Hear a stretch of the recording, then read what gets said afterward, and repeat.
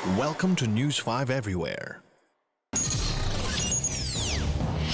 Tila hindi na uubusan ng gimmick ang MMDA para mapaluwag ang daloy ng trapiko sa Metro Manila. Ang target ngayon ng ahensya ang mga truck. Plano nilang palawigin ang truck ban at ipagbawal ang pagbiyahe mula umaga hanggang maghapon. Ikwento mo, June Loyola. Higit 10 taon ng driver ng container van si Mang Ignacio. Kadalasan, sa malalayong probinsya ang kanyang ruta gaya ng Bicol at Pampanga. At sa tagal na niya nagmamaneho, malaking bagay na umaalis siya ng Maynila kapag maliwanag para iwas disgrasya. Mas maganda ho pag-araw dahil pagkagabi kasi nakakatulog ka, makapahinga ka pag-araw. Relax ang katawan mo. Maganda magmaneho. Pero mukhang dapat na maghanda sa pagmamaneho ng gabi si Mang Ignacio.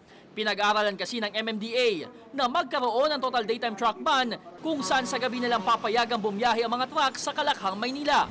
Sa plano ng MMDA, mula alas 10 ng gabi hanggang alas 6 ng umaga lang papayagan na bumiyahe ang mga truck.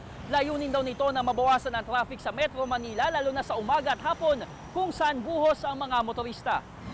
Sa ngayon, ang umiiral na truck ban ay mula alas 6 hanggang alas 10 sa umaga at alas 5 hanggang alas 10 sa gabi. Mga 25% yun sa daytime na cost ng traffic. Ayon kay MMDA Chairman Francis Tolentino, nakabase ang plano niyang daytime truck ban sa ipinatutupad sa Manhattan, New York.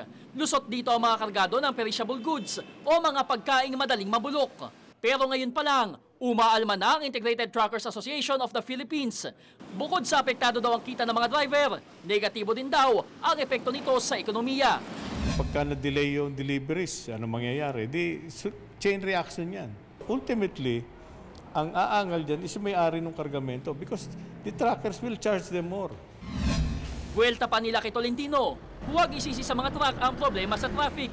Mas mainam daw kung tutukoy na lamang ang MMDA na mga permanenteng daanan para sa kanila. Nauna nang iminungkahi ng ahensya ang zipper lane o pagpapa-counterflow sa EDSA at ang pagtatalaga ng mga provincial bus terminal. Juleola, News 5. Be sure to come back. News 5 Everywhere. Copyright 2013.